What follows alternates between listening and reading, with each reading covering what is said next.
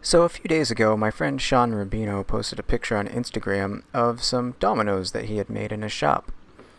And I thought I'd do the same. I've thought about making them before in the past, but it's just so much easier to buy them. But it certainly is not cheaper. So after you get the dimensions for your domino, it's time to start cutting them. The ones I'm making in this video are 8mm by 22mm. So I'm going to cut the 8mm dimension first. I'm just going to take my caliper over to my table saw, set my fence, and start cutting all my stock into 8mm wide strips.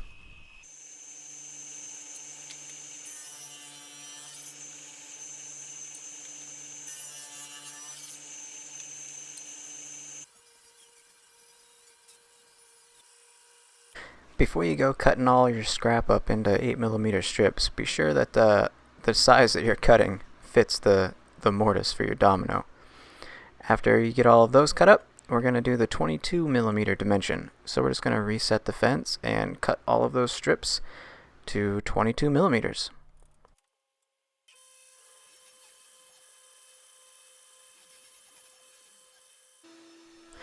Once all the strips have been cut, you need to round over all of the edges. And for this I'm using an 1/8 inch roundover bit, since these are kind of smaller dominoes. I've made 14mm dominoes in the past, and for those I needed to use a 1/4 inch roundover bit. So the size of the roundover is going to change depending on the size of the domino that you're making. Now again, before you go getting all crazy and rounding over all of your stock, make sure it fits your mortise. Here you can see we have a nice snug fit, and that is perfect. That's just what we want.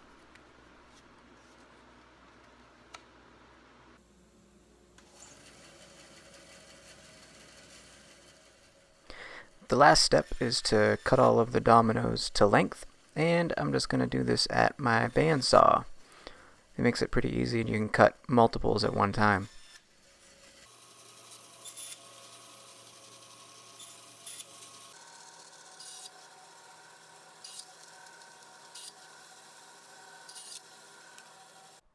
And after about an hour's worth of work, I've got a stack of dominoes.